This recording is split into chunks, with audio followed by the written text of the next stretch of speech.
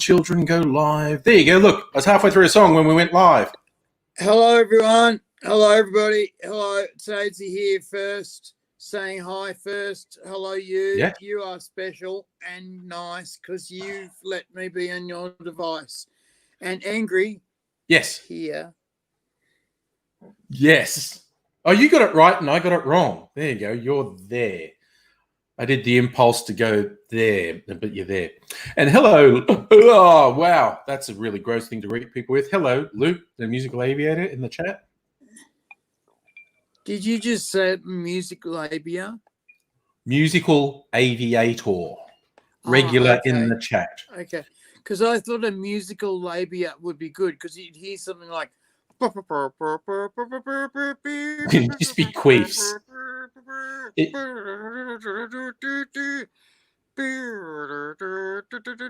And the embouchure of the would be the hardest one to control. Yeah. Because you'd have to be giving your shitter muscles and your queefing muscles different workouts at the same time, because you'd have to put the bass notes in as a fart. You've noticed that we've started off this live stream on a very high note. Yep. Also saying hello to Don't Trust Society and Invisible Chicken. Yeah. So yeah, I mean, you know, it's all about muscle, is what you're saying. It's all about muscle control. Muscle control, pelvic floor control. Right. I have no muscle control in my fingers. Yeah. Right. But I have muscles in my fingers. Right. My muscles can crush walnuts when they're put between my head and a piece of ground. Yeah. But my muscles can pick stuff up. But what will happen is often my middle finger and my little finger will get caught underneath. So I can't actually get it picked up. Yep. Do something like that. So, yeah. It's a bit shit. But if you've got labial control as well as anal, well, not sphincter muscle control. See, a lot of people get this wrong. Rectum control. Right? You want your shitter muscle, your rectum control is the one you want. Your sphincter, you want it to be like the lips on an oboe or a clarinet. You want it to be pursed exactly the same all the time. I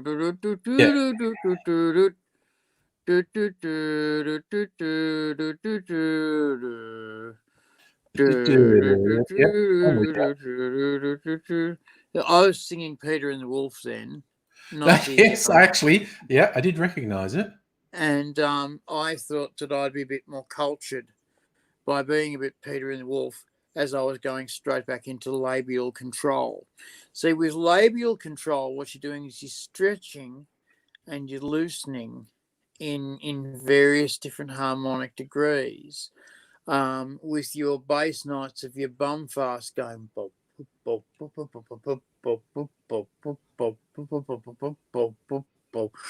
you get these lovely little. Because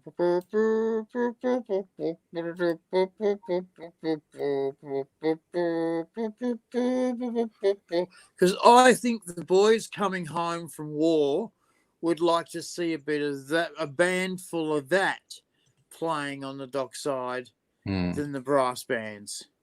I think the flesh band would be way more appreciated by the diggers coming off the boat than the brass band. Welcome our returning heroes appropriately, is what you're saying. Yes. Oh, and also hi to John. Waiting for you when you've been away. You know, and I don't think we should be bloody sexist about it, right? I think that there should be a core of young men who volunteered to have pressurized air pumped up into their bladder so that they may do the foreskin tin whistle. Yeah. Like a balloon, Yeah. or the mushroom head flute. Wah, wee, wee, wah, wee, wee, wee, wah, wee, wee, wee, wah, wee, Yeah. wee, I was going to wah. suggest maybe the dudes could just be the basso profundo with some monstrous controlled farts, but you've actually highlighted where they could be the what do you call it, soprano section as well. You Yeah, do you're need really thinking. you do need your fat bastards with their gaseous control, but you Yeah. always put them off and to the side Mm-mm. downwind, because they've got to really punch them out. And as everyone else is facing the crowd, they're facing the crowd front on. They're not Mm-mm-mm-mm. putting the instrument front on, because every now and again, some of those basso profundo farts, they have friends. And you Yes, don't that want is to see true. those friends turn up on a marching home parade. Yep. That's a good point. And good You evening hearing to me? Shah for joining us as well. Yeah, Hello. I mean, I feel like you've put some pretty solid thought into this, and the people should be appreciative of the fact that you are actually planning with such attention to detail. Quite honestly, Thank you. Thank yeah, you. there should be some appreciation for that. Thank you. I think I should get a medal, and it should Yeah. be shaped in the form of an insignified Yes. grouping of genitalia, like an arse, a vagina, a taint, and a penis and testicales, all logo-like, graphically put together in an arching, upwards shooting spiral, in a shoot, like, let's just say there's an ejaculate of victory coming out of the genital band Okay. that I've created. That everyone in the genital band who does anything brave should get the Mm. genital band award. Well. OAM, VCE, VC, OAM, GBA, Yeah. Genital Band Award. And we all know which one's going to be awarded proudly on Anzac Day, don't we? Very proud, Hey, I Bugle imagine. Tommy, give us a tune. All right. Excuse me, sir. Whip it away, sir. Sir, whip it away. Whip it away. You're not in band now. All right. And you know that with the old codgers who are 90 years old, who are, old war horses, they hear the tunes, and down comes Trow. Trow comes down, and Drop they're ready to true. go. But there's no continence happening, so there's just a mess all over the bar. Ooh. So So they it's say, a wet please don't concert. play that song on the jukebox anymore, Yeah. because it makes old Larry and Tony shit themselves. Yeah. Oh, it's like in those water amusement parks with the dolphins and killer whales in them, and they refer to the splash zone in those bars. Yes. Like, if you're in the front two rows, you will get splashed, which is Yes. not good. But well, look, see, I'm snacking, which I don't normally do. I didn't get any dinner tonight. Mate, it's your grum. If you want to eat on the grum, you can eat on the grum. Yeah. I deliberately ate early. Are you fucking kidding me? I deliberately ate early so that I wouldn't get in trouble for eating. And look, honestly, it's just when you eat Wheat Bix without your teeth in is not the best look. I mean, I am very conscious of eating with my mouth closed. But when I'm about to say something, I open my mouth, Yeah. and often Funny that. the wheat bix is a bit sloppy and it's about to fall out, so we go like that, and that's not Not good. anyone's favorite Not cup good. of tea. No. Though it is how you taste tea. Do you know how you taste tea? Through your What? nose.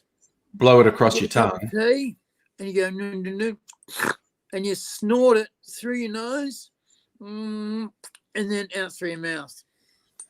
And that's how they do it all day, every day.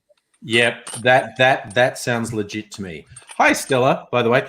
And I was going to say why, and because I'm not really in a bad mood because I'm here with everyone here, and this puts me in a good mood. But I was in a super fucking shit mood just before because I decided to treat the clan and get some takeaway. Young Ms. Angry recently found a dumpling place that is particularly good, and is ordering some dumplings. And I looked them up on Google, and it said to order through Deliveroo because you couldn't actually order through this place's website, and they did have a phone number, but Young was angry, said, oh, I can't guarantee about the English fluency on there.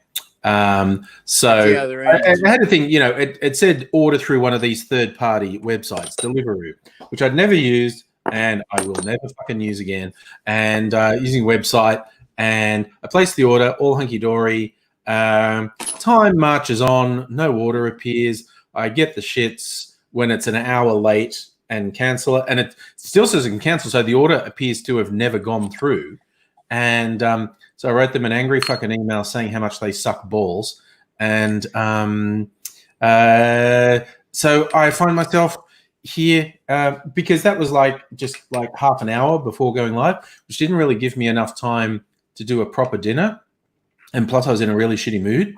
So now I've just got like a snack here. And you're not you when you're hungry. You're not you when you're hungry. You know, you give the man a Snickers, then all of a sudden he turns into Angela Mercy and starts blowing people outside fucking public toilets again. You go, that's better. Yeah. That's better. Yeah. You know, your knees in a puddle of piss, you laugh and gear around. I'm going to stop. Yeah. I'm going to stop. But you know what idea you put into my head? That whole thing they do on those ads with you're not yourself and the person changes when they and I'll just throw it out there. Not sponsored because I really don't like Snickers. Because I don't like peanuts that much. I don't like peanuts and chocolate, so I don't like it.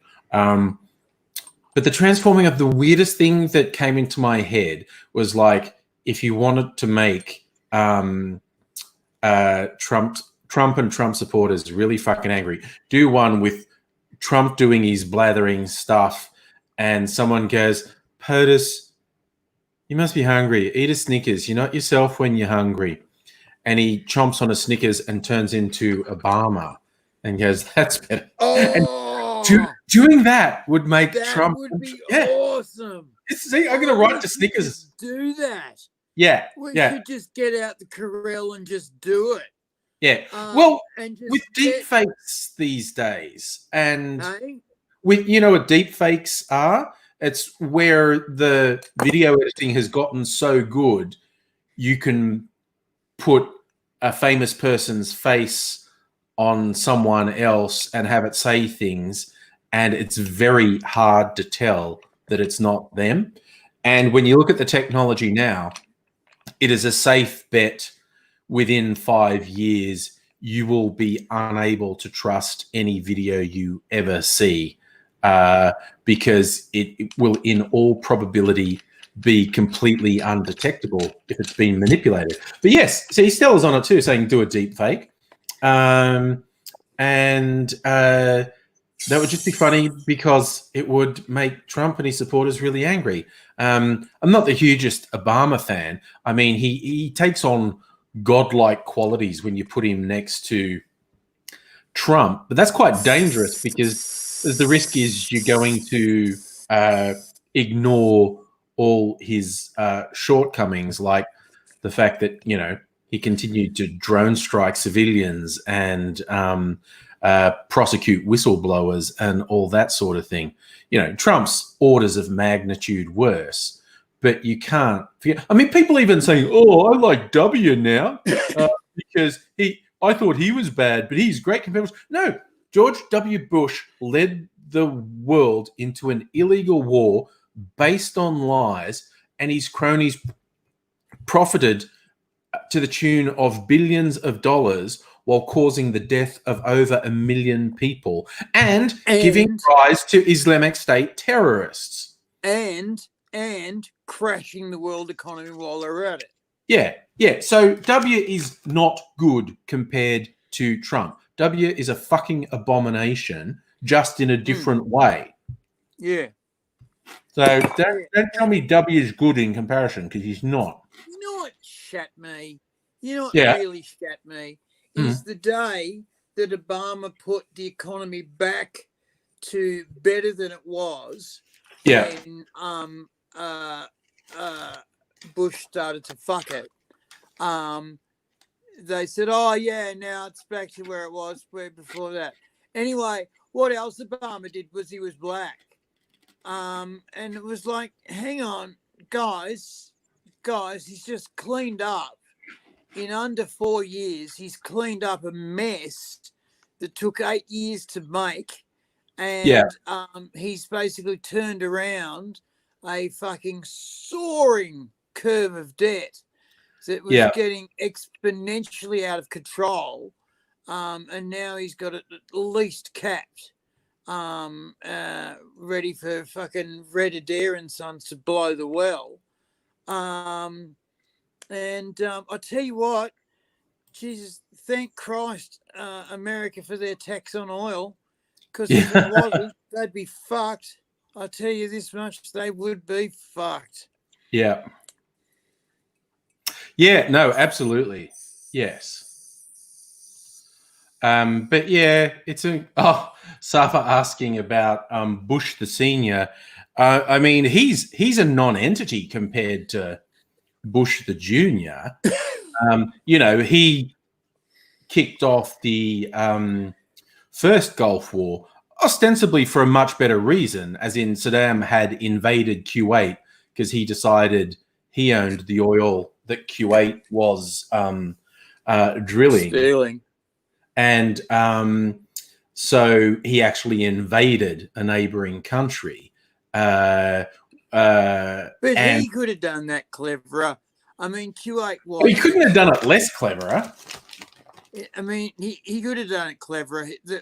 Kuwait was whip-stalking all of that fucking oil, and they were whip-stalking billions of barrels of oil a day.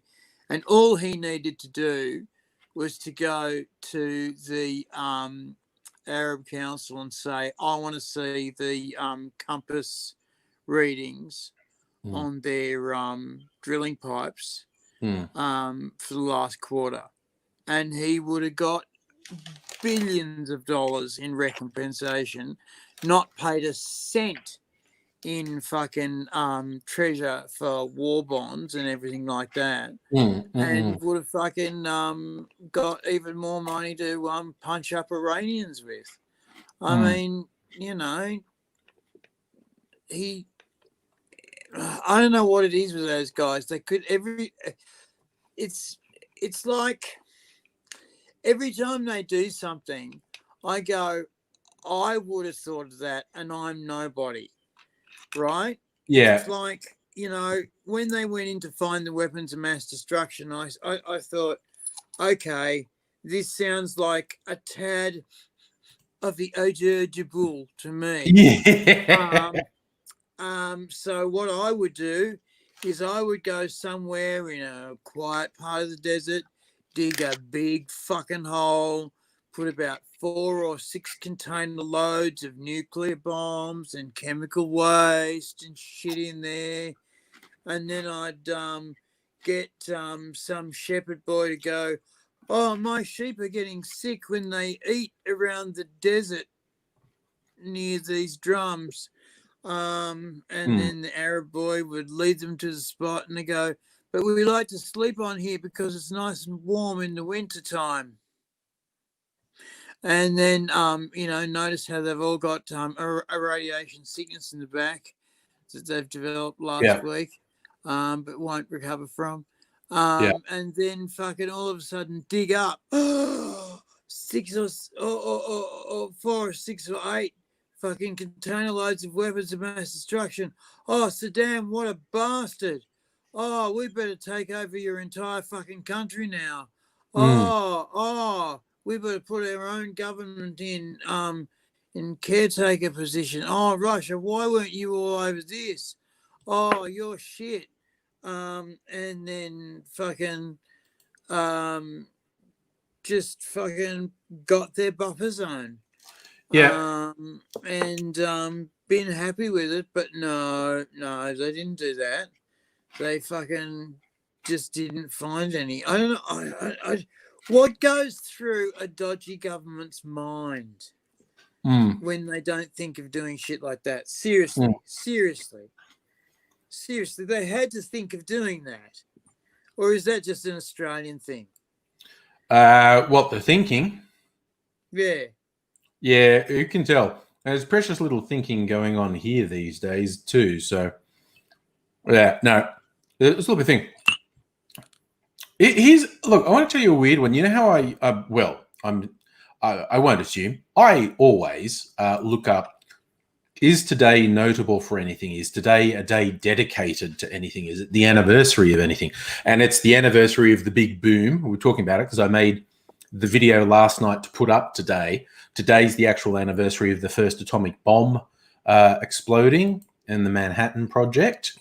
Codename Trinity. And I looked up today for other things.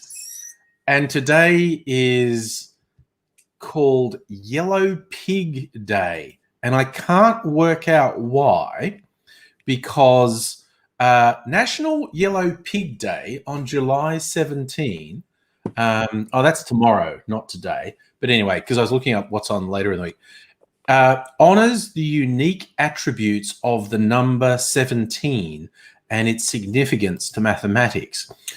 I don't know how we get yellow pig from number 17. If I continue on, it's like it just tells us about the number 17. Number 17 is a premium number in the arena of prime numbers. Add the first 4 prime numbers together, and 17 is their sum. That's cute. Average school bus weighs 17 tons with passengers inside. I guess I'll take their word for that. Each of the following words has 17 letters, and I don't know what the fuck that is. So, the atomic number of chlorine is 17. So, Pebble Beach has a specific road. Hang on. I thought the atomic number of chlorine was 15. I doubt they'd make that mistake. I mean, I would make that mistake. But it's on a website. No, it's 17. Okay, we'll go 17. I'm happy to go 17. But so fucking what? Now, Peggle Beach has a road known as 17 Mile Drive. Yeah.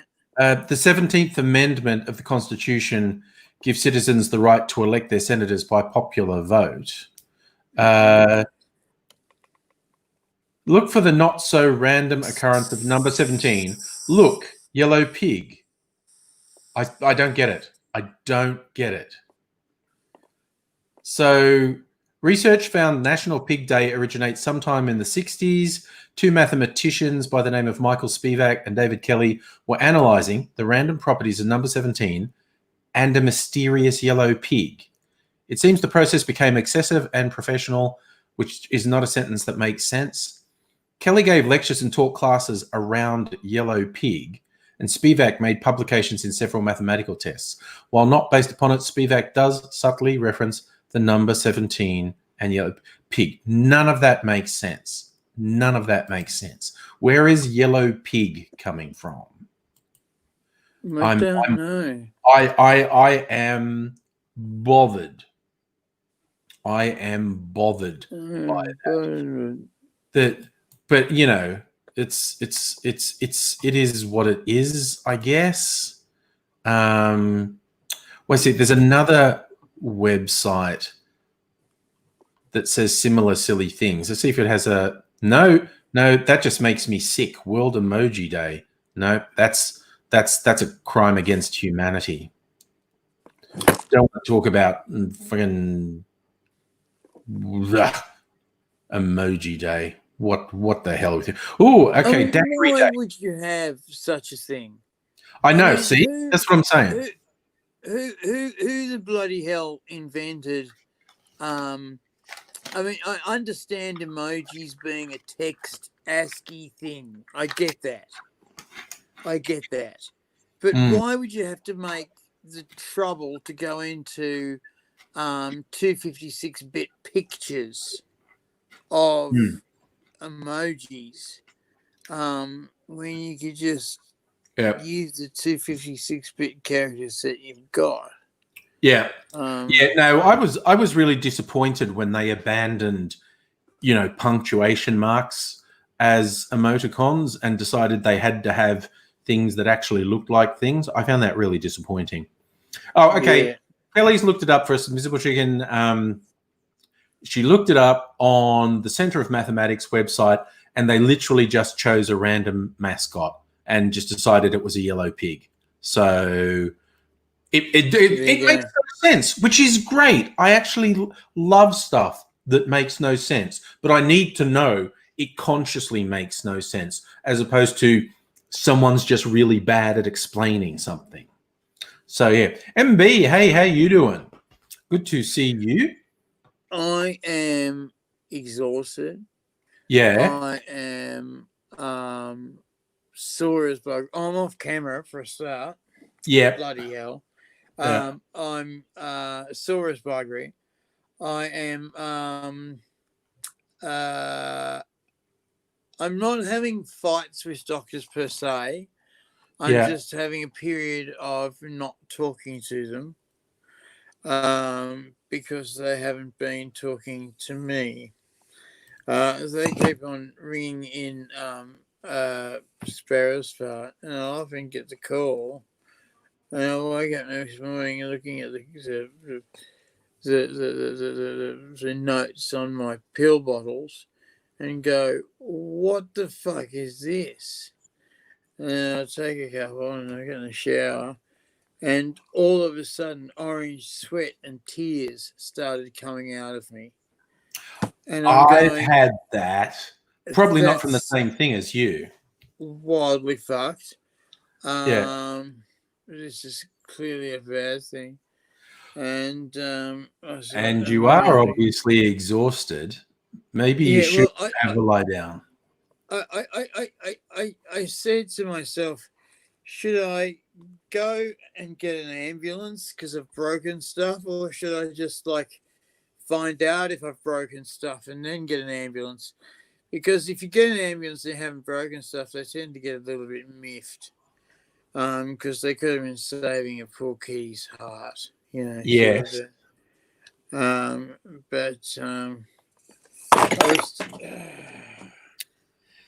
Yeah, maybe you should be lying down, man. I was sitting down on the front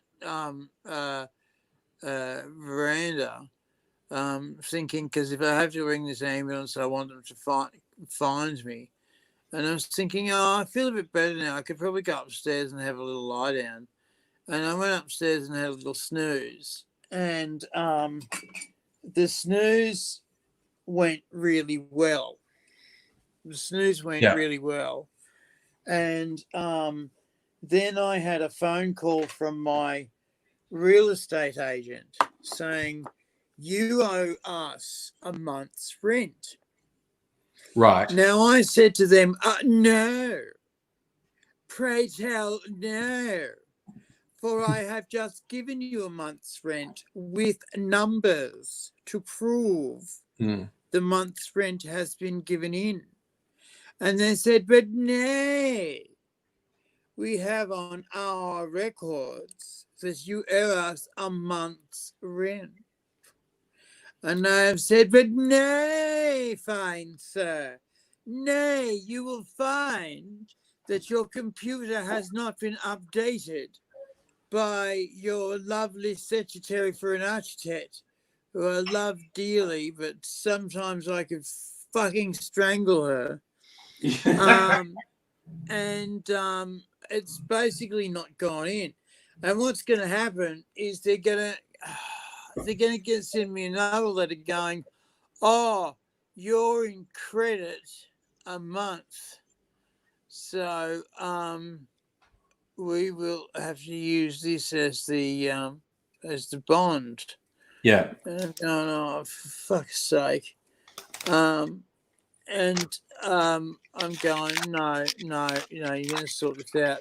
So I'm going to ring him again tomorrow and say, look, guys, you've got to stop fucking dragging, thousands of fucking dollars out of me at a time. Yeah. For your own amusement. Because for their own amusement. Everyone. Okay. You and I have got to talk later too. Well, I'm thinking you should. You ever know one of those you're going to fall over again? You should be lying down. It's the stress of things is obviously taken its toll on you, which is completely understandable. Which is fair enough. Yeah. But I think that you and I need to have a chat about another thing. Just so that I can get my figures squared away. Yep. So that I don't promise things to people that I can't promise them. Sure. I'm picking up what you're laying down, as they say. You're saluting what I'm fucking hoisting. Yeah, exactly. So that's all good. You're putting coin slots for her to put another toy in. Yes. You're picking up the Kleenex where the Kleenex should be. Yes. All these things. Perception, reality is blending into a perfect understanding. But I am seriously thinking you should be lying down now. So you're telling me it's been fun, but you can piss off now. Well, I think I'm saying it in a sweet and loving way. So,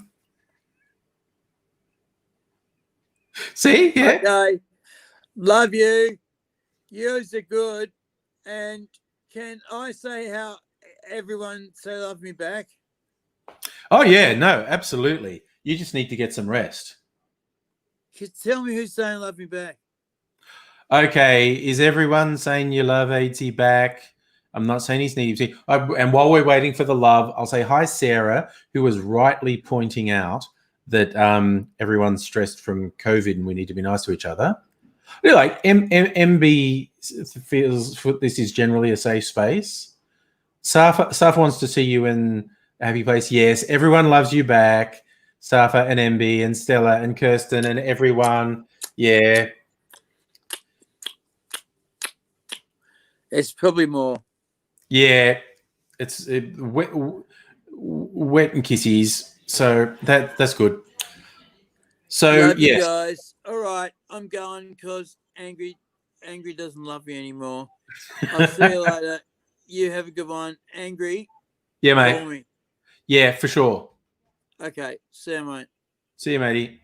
I pushed a little button. Yes. I think the struggles post-hospital are taking their toll on young Aidsy. And he definitely sounds like he has machinations afoot to go back to hospital. Though I'm not sure that's a good idea for me. His timing, that hospital stay was remarkable because someone with no immune system doesn't really want to be in a hospital that starts filling up with COVID patients, which is starting to fucking happen in Melbourne. And there were like no cases going around when he was in his most recent hospital stay. But now, MP, you want to be off the chops like AZ? No, he needs to take it a bit easier than he's taking it. There's all the chronic pain that goes with it. So, yes, hopefully he gets some rest. I only had to tell him about 10 times. You know what I want to do? I want to try the Frankenstein daiquiri I made last night. That I did the milk clarification process on it, and I haven't done a proper taste of it, but it's been chilling in the fridge. So I want to taste what it's actually like. Yeah, MB, you don't want the chronic pain and the rather severe physical disabilities he has at the moment. Ah. So I just put the glass in here.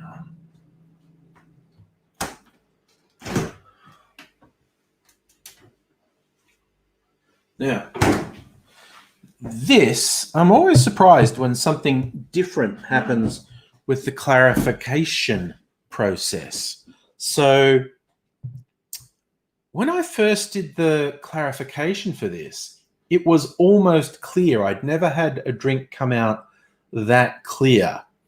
And it just had a very faint sort of white wine color on it. And it's been in the fridge all day and it's gone cloudy. And that's never happened before. I mean, it's not unappealing, but it's actually just never happened with any of the other clarified drinks. And I'm slightly fascinated by it. Hey, Annette, how you doing? MB, you forgot your non-alcoholic drink ingredients. It's good. What you need is, a few different fruit juices you can put together. Yeah, MB, I put them all in the fridge and I've done it like a dozen times and this is the first time this has happened. So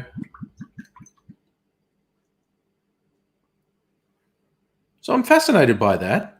I think I'll just roll with it. Like I could actually clarify it again or just leave it. But I've got to give it a proper taste test.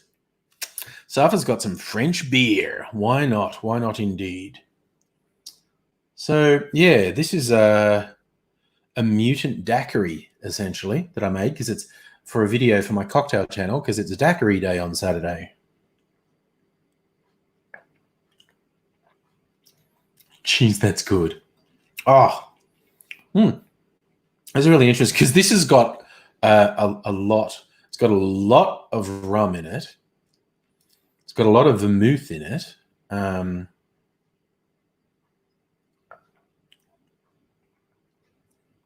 It's really good. I can taste the vermouth, which is surprising. I thought the rum might overpower it.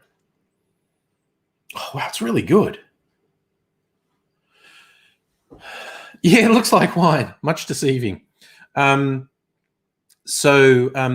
I don't know if anyone remembers me showing it last night, but before I clarified it, it was a very dirty brown color. It's like water that had come out of rusty pipes. So the fact that it clarified clear quite surprised me because most of the clarified drinks I've made came through some shade of yellow, either light yellow or right through to sort of orange amber. And this one was almost completely clear, but now it's gone cloudy. Now, what it seems to have been is the cold.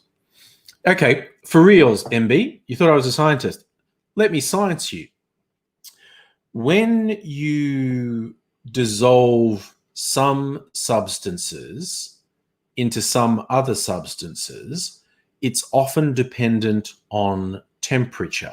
Like they blend together, it's called a solution, and a temperature change, usually a cooling, but a temperature change can make the thing that had previously dissolved in the liquid come out of solution and separate. And because this happened when it went in the fridge, what it suggests to me is everything had formed this almost perfectly clear solution, but it was temperature dependent.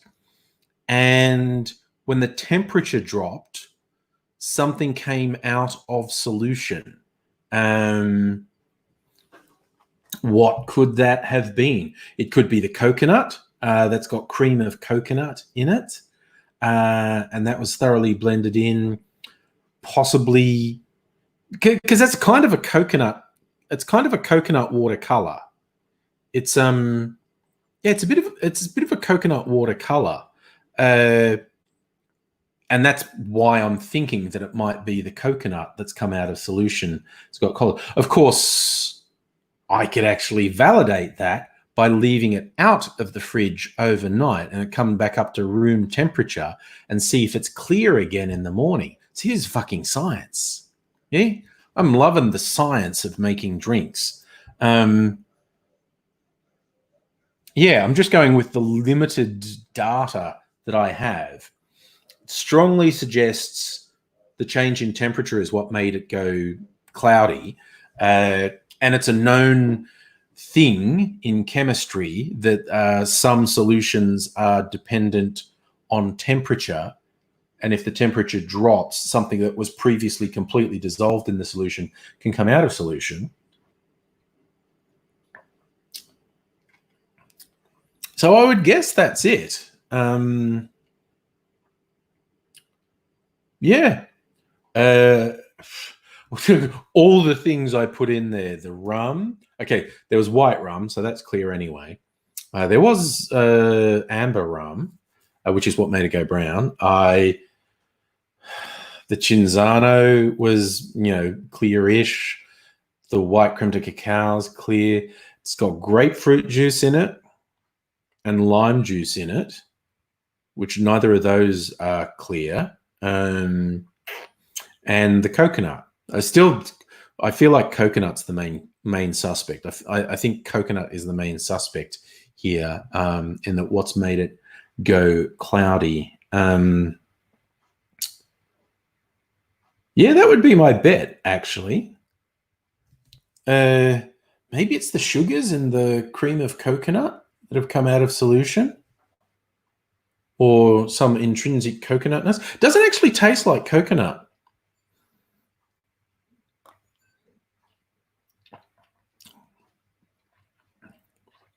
Christ, considering I just made this shit up, like I was going mad scientist and throwing things that aren't completely alien to daiquiris, but it was super mad sciency, and it's come out so well balanced. Like even the lime and grapefruit juice are balancing each other.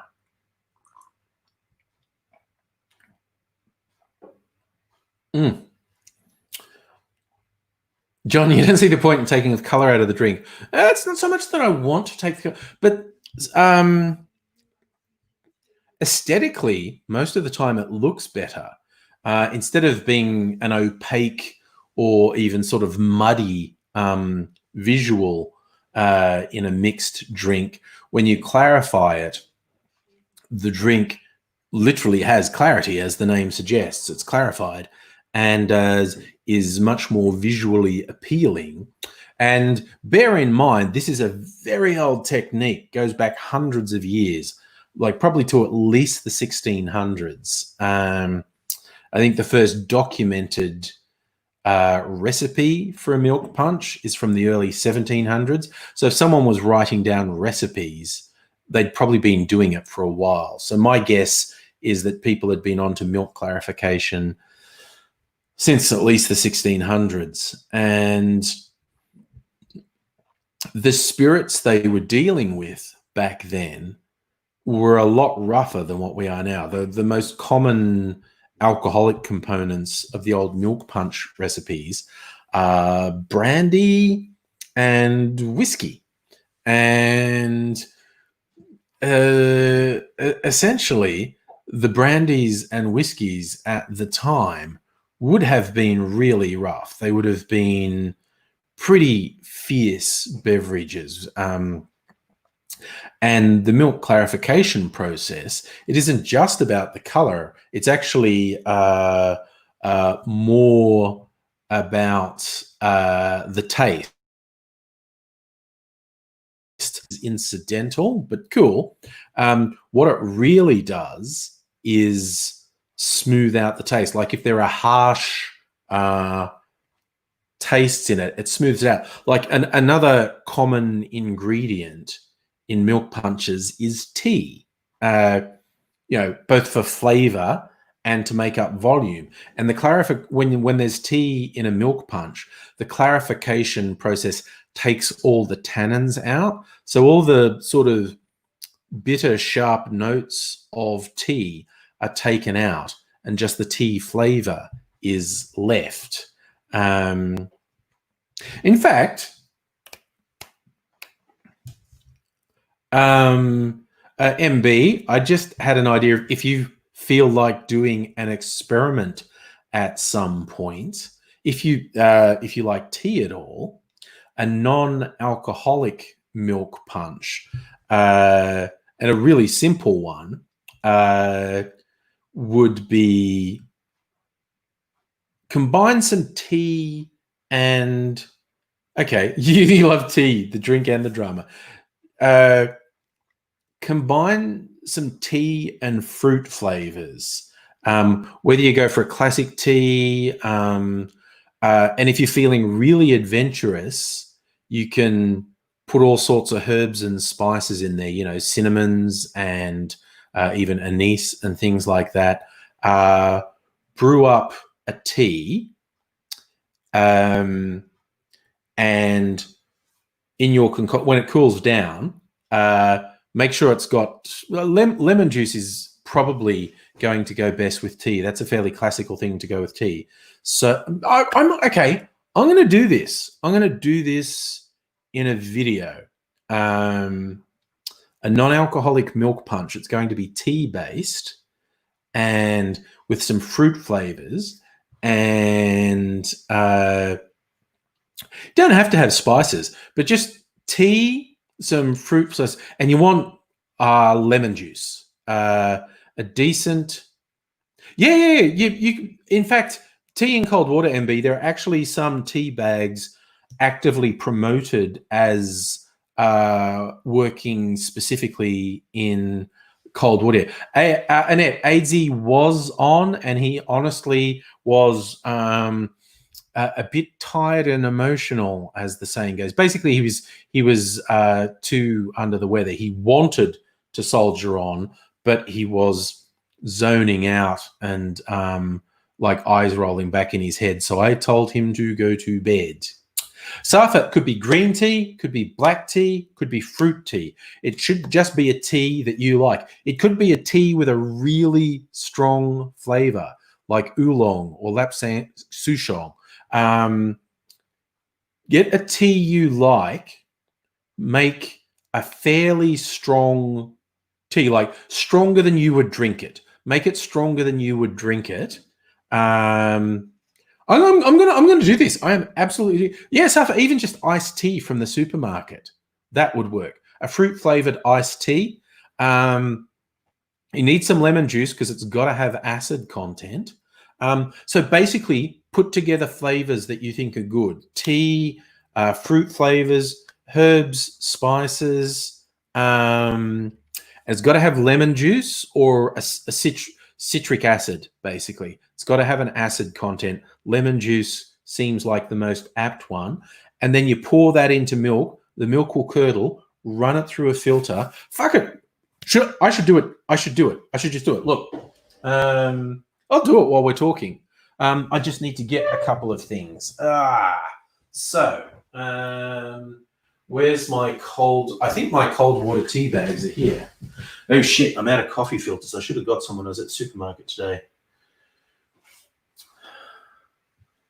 Blackberry apple blackcurrant tea bags designed for cold water. Okay. All right. We're doing this. We're doing an experiment, seeing how it works. Need to rinse this out.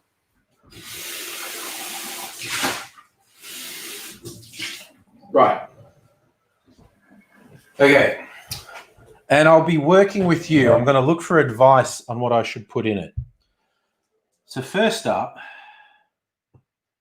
We want some water. I'm gonna get an idea for some. The first one I made was based off a recipe called Mimi's Milk Punch. And it has some proportions I want to follow. So, cup of tea, half a cup of sugar, quarter of a cup of lemon juice, quarter of a cup of orange juice. Okay. All right. I know what I'm going to do. Ooh, maybe I'll put blood orange juice in it. I've got some blood orange juice. That'd be a good flavor. Oh, MB, you've got it made. And whichever tea you like, juice, perfect.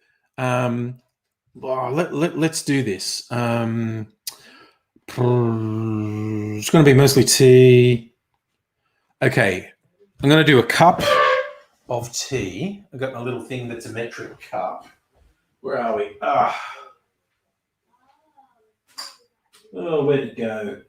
Oh, there it is. There's my little measurer. Right, so 1 cup.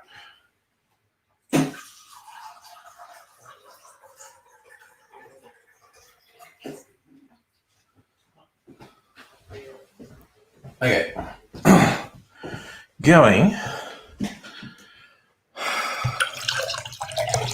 First, I'll just make the tea while we think of what else to put in here.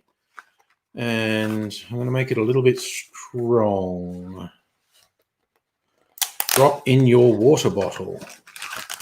All right. So this is going to be much stronger than it's meant to be. MB, do it. Play along at home if you like. I'm going to do this as an experiment. So that smells really good. It's a cold water infusion. Oh, maybe I only need one because I'm only doing it with 1 cup of water. So you infuse away. Little fruit tea bag. Oh, you know what? I never use this stuff, so I don't care if I even wasted a bit. I'm going to do 2 of those tea bags in there. So I want a lot of flavor. I want it to be a lot of flavor. So basically what we're going to do, some tea, citric juice, because it needs an acid content. So I might put lemon juice and grapefruit juice in here, just for fun, just for funsies, because we're here for funsies. We'll put some sweetener in as well. What else does it need? Because we're not putting any booze in here. Fruit juice, sugar, tea. Yeah. Now, see, if you were taking a lot of time. Oh, and we don't necessarily worry about trying it now. We'll see if this experiment works. I think it will. I think this will make quite a nice drink. Just going to see the nice color it's going? Going to let that stew for a while. So what we're going to do is this cold water infusion, fruit tea, basically. Fruit tea. Going to put some lemon juice and some grapefruit juice, some sweetener. What else? See, this is the thing. If you have time to make something like this, you go the whole hog. Like if you had some fruit, you could put fruit peel in there, like orange peel, lemon peel, and let it all steep and brew for 24 hours or something. And that's what I mean about spices. Like you put cinnamon sticks in it, any herbs or spices you like the flavor of, and let it steep for like 24 hours so the flavor's really in there. And then add it to milk. The milk will curdle, and then run it through a filter, and the curds will filter it out, and you should get a really nice non-alcoholic drink that'll probably be a cool color and have all the edges smoothed off. I'm actually really looking forward to this. This is going to be fun. And if this works, I'm actually going to do a video on it so people can reference it. Oh, yes. Oh, I love me a clarified drink. Okay. So this is getting darker by the minute. I might just... yeah, I need another thing to put milk in. MB, if this works, I will make an instructional video and I'll write step-by-step guides because it actually isn't difficult if it works. I'm actually, is it weird? I'm really excited by this. This is fun. I'm going to do this. All right, I'm going to get another little jar.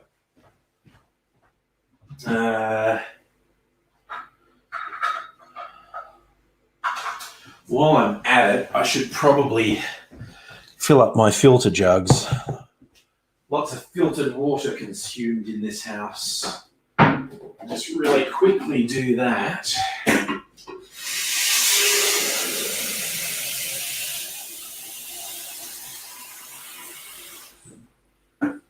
Now, you go in one jug, go in the other jug. Now, where's my jigger? I don't want the jigger.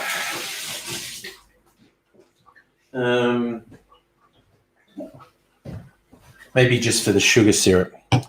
Right, so I'm not going to use my fresh squeezed orange juice for this. I'm going to use my Costco lemon juice, which is pretty good, mind you. Right, so lemon juice. And I'm going to put some grapefruit juice in. I'm going to put half a cup.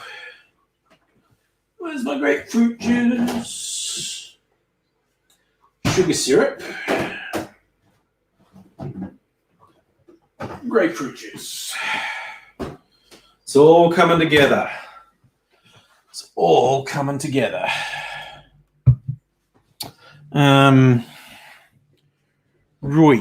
Right, you bloody well right. So, oh God, I just realized I spilled dinner all down this shirt as well. Safa, how often do I buy water filters? I get them from Costco. And they have, it's a Brita filter thing, and they have a timer thing on it. And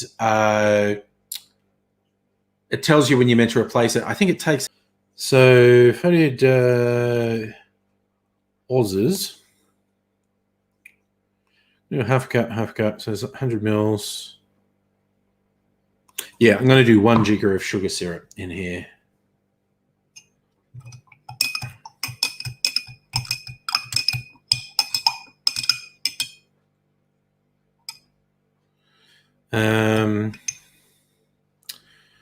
Right, okay. So now, John, see you later, man. Oh, I have some dinner, man. Definitely. So there's 1 cup of tea. I'm going to put, geez, half a cup of lemon juice might be too much. So I'm just making, I'll do 1/4 cup of lemon juice and half a cup of, 1/3 of a cup of lemon juice. Now, quarter of a cup of lemon juice. And do half a cup of grapefruit juice.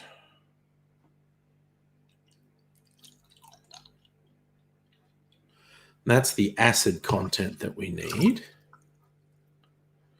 Right. Then I might just put some sugar syrup in. Don't think it needs any. This is a fairly simple one. I don't think it needs anything else. Oh, Annette, you're just excited that your friend Sarah's here as well. Well, that's nice. I'm excited your friend Sarah here as well. Someone had a few martinis. Maybe. Martinis will knock you about, depending how you make them. Sarah, no. This one, which I've had one drink of, went through the clarification process. This has, before I drank some of it, it had, I think, like 8 shots of whiskey in it. So there's enough for several drinks, put it that way. Oh, gee, hello. Oh, MB, the people I'm talking to, Sarah and Annette, are on Facebook. So you don't see Facebook comments on YouTube. But because I'm on the platform that joins things together, I see both. All right, so I'm going to put 2 ounces of my special sugar syrup in here. My citrus-infused sugar syrup, known as oleosaccharum. Infused, oh my God, it's good. Sugary syrup infused with citrus oils. It's had the peel of citrus fruit.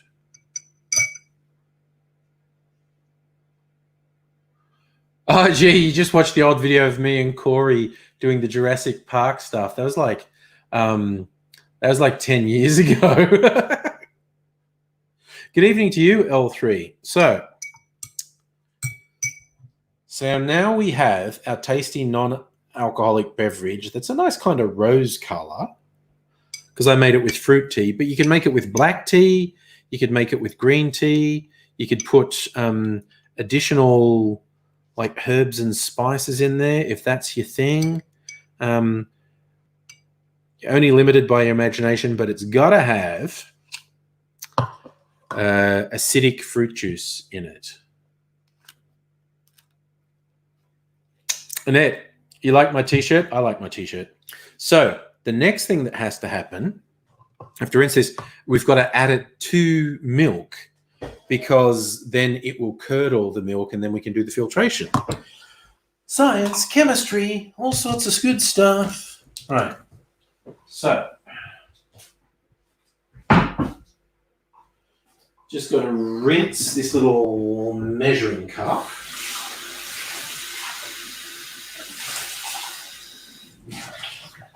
Because I don't want the reaction to happen too soon. Okay, so I think we want half a cup of milk. Because the ratio should be about 4:1. You drink to your milk. So, yeah. About half a cup. So half a cup of milk. Now, put this milk back in the fridge. Did you do? Magic should start to happen pretty much straight away. So we go from this nice kind of rosy colored thing into milk. The milk will curdle. Yep, milk is curdling straight away. Holy cow, look at that. Yeah, now it kind of looks like strawberry sundae. Wow, that has curdled straight away, which is exactly the result we wanted. Now I have to get ready to filter it. And you did your hot toddy with the 23rd Street brandy, honey, cinnamon, lemon juice, hot water. Yeah. That sounds good. MB, the good old days. I joined YouTube about 13 or 14 years ago. I've lost track. It was 13 or 14 years ago. So that's the thing. All right. So I'm going to rinse these things. Rinse it in.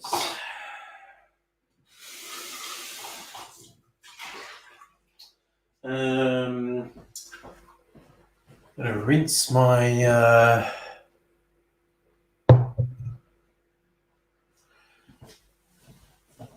funnel as well.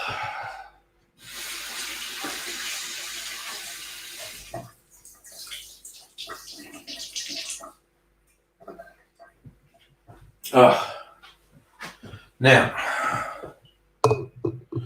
I'm not sure if that's actually big enough. I maybe need to do it in a bigger, I think I maybe need to do it in a bigger receptacle. This one.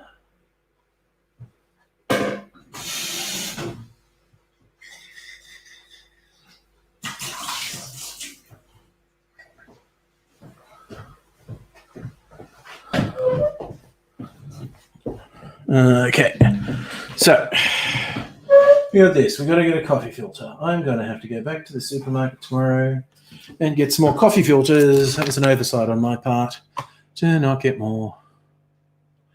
Amber, you don't know math. What year? So I joined it in either... Oh, okay. I know how to work it out because it was a year after YouTube started. When did YouTube start? 2005. Yep. I joined YouTube in like May or June 2006. I uploaded my first video in May or June 2006.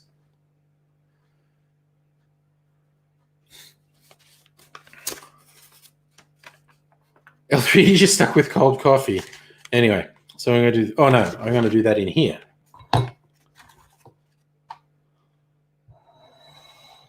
So let's start the magic happening. This has got to go in the filter. Oh, I've made a mess. Oh, I'm an embarrassment. Ugh. Doing this with non-alcoholic drinks. What's the world coming to? Actually, that's cheaper than doing it with alcoholic drinks.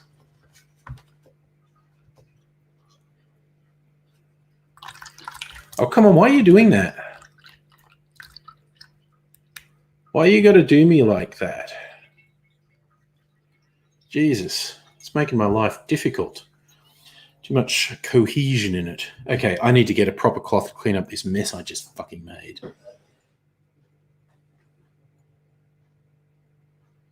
Sarah, what's the big blue thing? It's just a funnel. It's a funnel.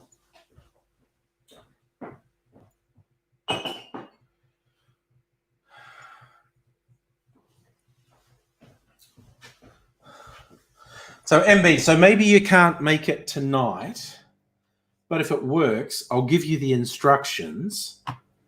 All you need is a funnel and a bottle and a coffee filter. All really cheap things to get from the supermarket. Ugh. Oh yeah, first stuff is coming through really pink. I'm going to have to filter it twice, but that's okay. I usually filter them twice. Yes, and it is because it's all gloppy, because it certainly is all gloppy. It has thoroughly, what do you call it? Curdled, which is what we wanted. I lost my big funnel somewhere, and I don't know where it is. It's not in the dishwasher, is it? In the dishwasher. Dishwasher. It is not in the dishwasher. Did it get put in here by mistake? Apparently not.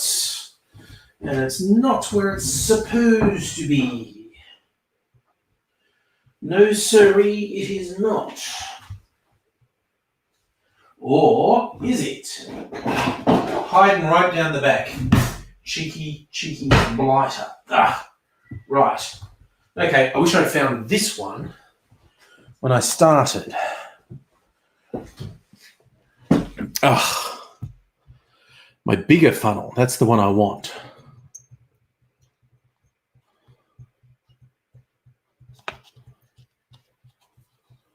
Da, da, da. This is a very precarious thing I am doing. This is potentially a very foolish thing I am doing.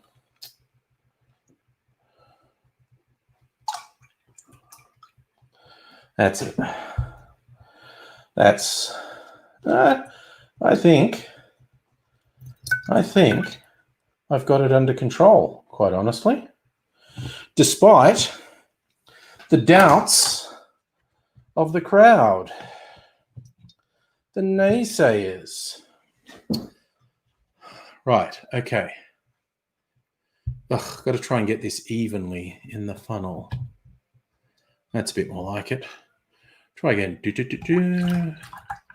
Just have to pour it more boldly. Okay, I think that fucking filter ripped. Yep. There's no way it should go through that fast. I think the filter ripped. Oh, I'm arsing around so much. Ugh. Okay. This is all very annoying. I think I'm down to my last coffee filter. Indeed I am. That's all right. That is all right. No, it's okay. We'll just do it twice. It's not a big deal.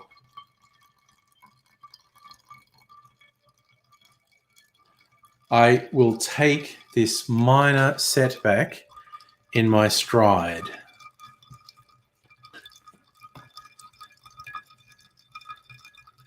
Yes, it is very much sound effect wise, someone taking a leak. I apologize for that.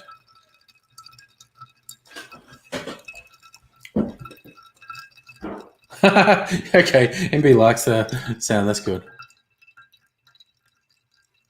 No, Annette, I know exactly what's gone wrong, and I shall remedy said problem. Just going to be a little bit of messing around. Yeah, the filter paper sprung a leak. It's as simple as that. I just have to replace it. Okay, you go in there. You go bye-byes now. You failed me. Right. Back to square one. I've just got to rinse all these things again. It looks pretty now. It's like pretty pink milk. It's like pretty pink milk. Right. Okay. This will just take me a second to rinse these things. Then I can do take two. That goes in there, and that goes in there. Gotta rinse this bottle because it's got impurities in it. And we don't like impurities.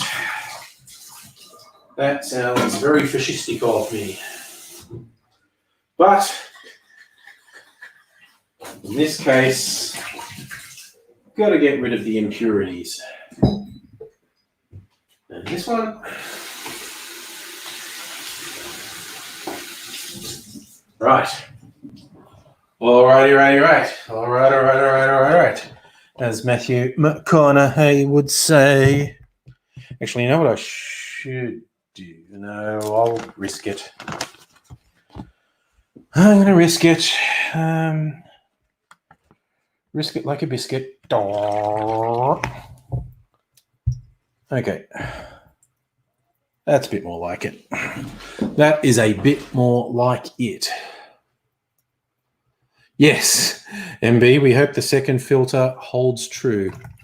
That was my fault. I don't really blame the filter.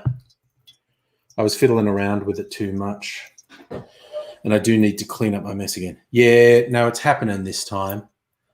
This is appropriate. Yeah, it's already slowed down to a... Oh, yeah. This... Ooh, I'm intrigued as to what color this is ultimately going to be. Probably won't know till tomorrow. So I'll have to bring it onto the live stream tomorrow night to taste test it maybe. It's going to be... It might be a very light pink, or it might be completely clear. We shall see. Okay. I've made a mess again. I'm just going to get another cleaning cloth. Ugh.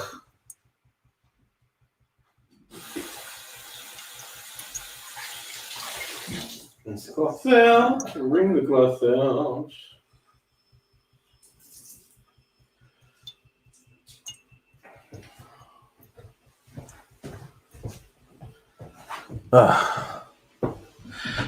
Actually, interestingly, like L3, you were saying something about cold coffee. I'm making this with tea, but you could do exactly the same process with coffee, and it would take the harsh edges off the coffee, potentially work really well. So we're all enjoying the drip drip sound effects. Oh, I'll leave it next to the microphone. Yeah, it's just dripping now, which is how it should be. A bit more.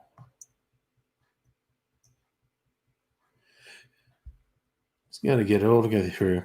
So yeah, it's a very light pink and much clearer than this, which looks like milk because it's milk. But when I put it, it's slightly cloudy. I'm going to filter it a second time, and after that, it should be very clear. And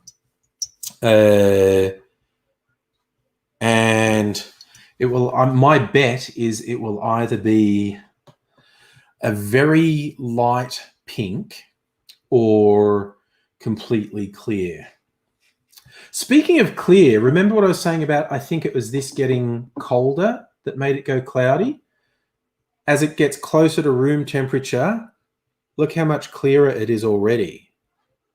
It's something about being cold that makes stuff come out of solution. I reckon there's another experiment. I'm going to leave that out overnight so it comes right down to room temperature, and see if it's completely clear. Yeah, MB, I'm actually this. It's so fun when anytime I think of something new to do, I get all excited, like, oh, I'm doing a new thing. I don't know exactly how it's going to turn out. This is very cool.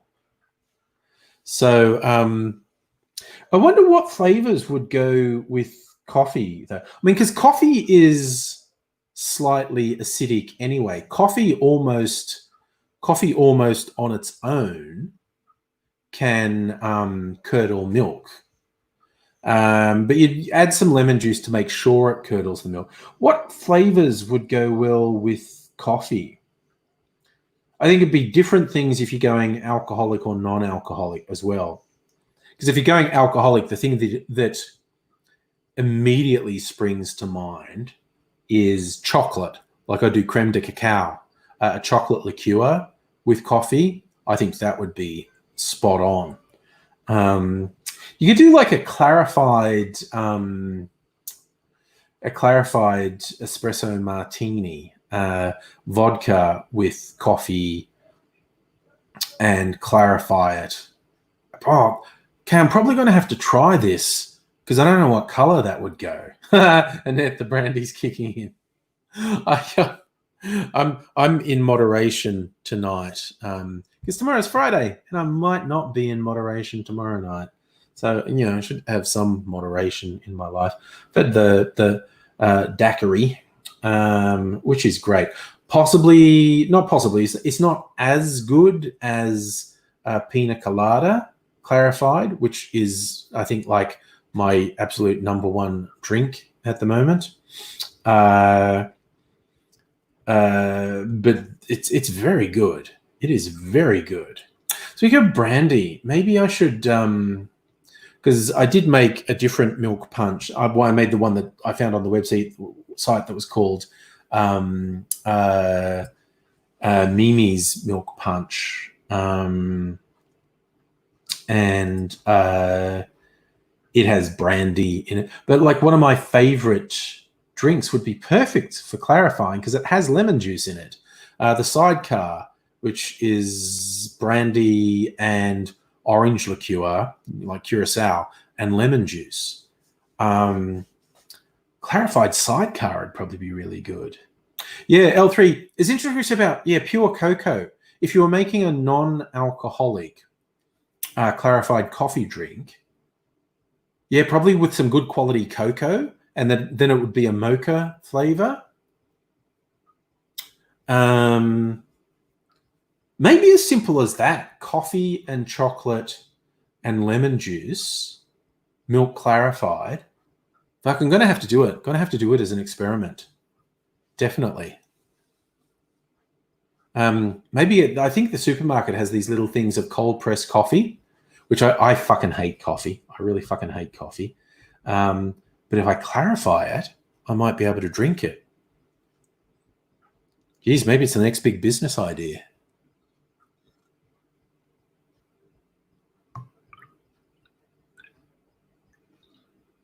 Oh, that's all that. Okay. L3, you got the Artemis pocket bottle somewhere. The we were saying also about cocoa, because there's a few popular cocktails that have coffee in that I don't like, because I don't like coffee, like Black Russian or White Russian, espresso martini. But if I substituted in chocolate, chat before bedtime. Yep, Annette, you need only ask. Okay. If anyone wants to join the chat, there's the link. Oh, I'm going to have to open Facebook, because that won't have gone to Facebook. So I have to open Facebook and manually put it in Facebook. But that's okay. Where are we? Okay. Paste. Enter. There we go. So that is the link for anyone who wants to do it. Oh, yeah, L3, a White Russian, or at least usually has a coffee liqueur, if not coffee itself. A lot of people make it with coffee.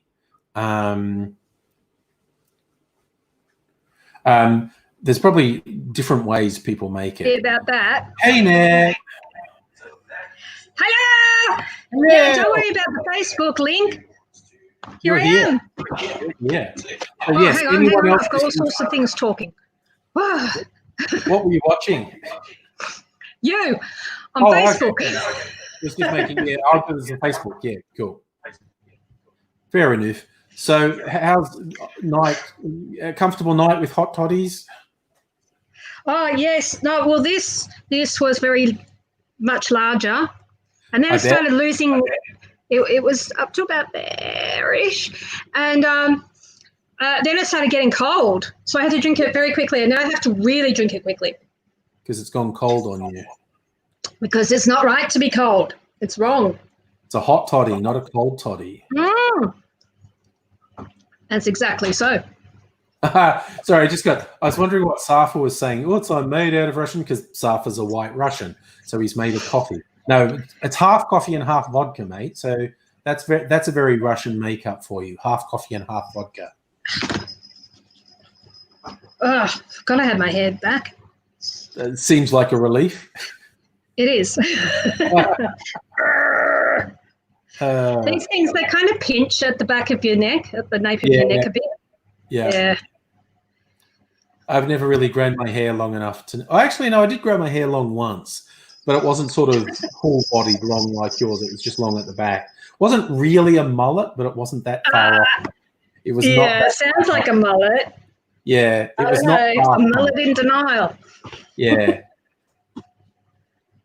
I'm just going to move this around, this whole collection of stuff. Oh, my God, it's the cat.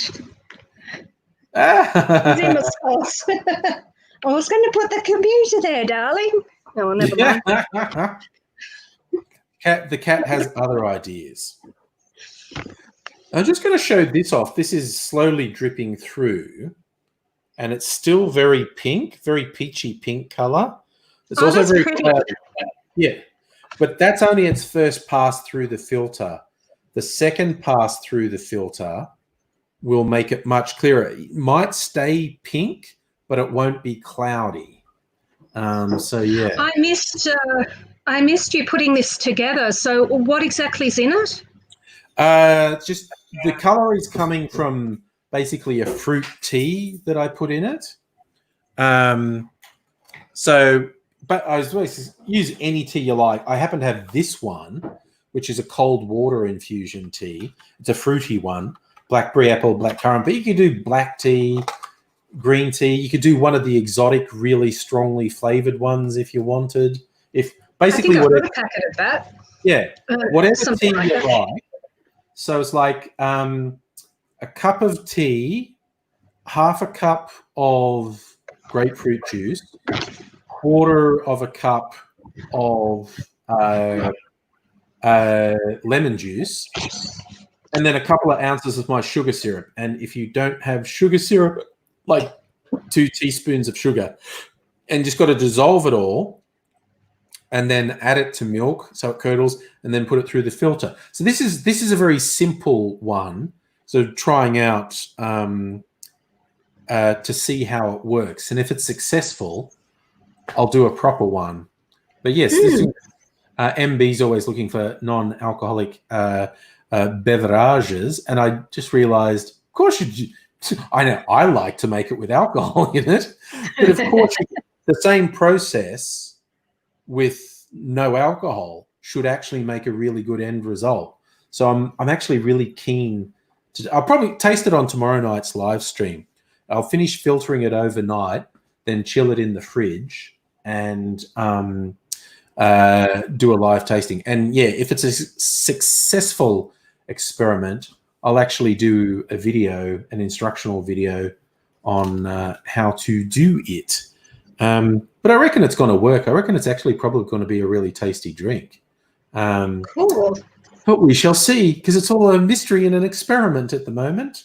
It's all potential. Well, I was imagining there was alcohol in it.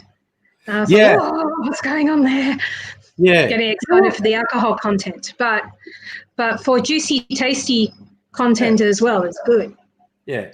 No, as MB says, hashtag team sober. So I like to encourage responsible behavior as much as I have a lot of irresponsible behavior myself. Yeah, this should, and because why should non-alcoholic drinks be boring?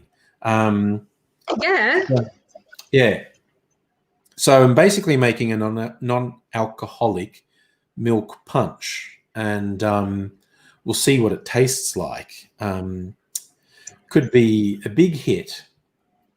Yeah, now I've got in my head I want to do it with coffee as well, because I hate coffee. So I want to do it with coffee to see if I like it, like if it takes all the harsh edge off coffee that I don't like. But would it still be caffeinated? Oh, yeah. It's not going to filter out the caffeine. Yeah. That would be interesting.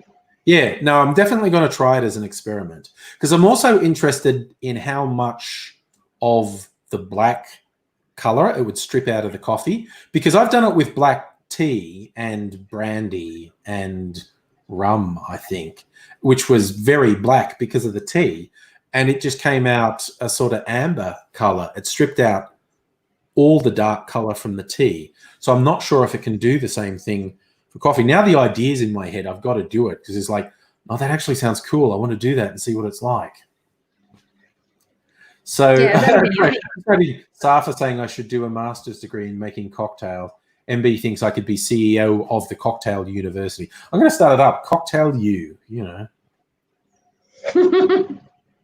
L3 made coffee with coconut milk. That sounds like a really interesting taste. You're not saying whether you liked it or not. Because that's the other thing. I can filter with coconut milk. Dairy milk is more straightforward, but coconut milk has a high fat content, and that's all you need. You need something with a fat content that curdles when the acid hits it, and then the curds act as the filter.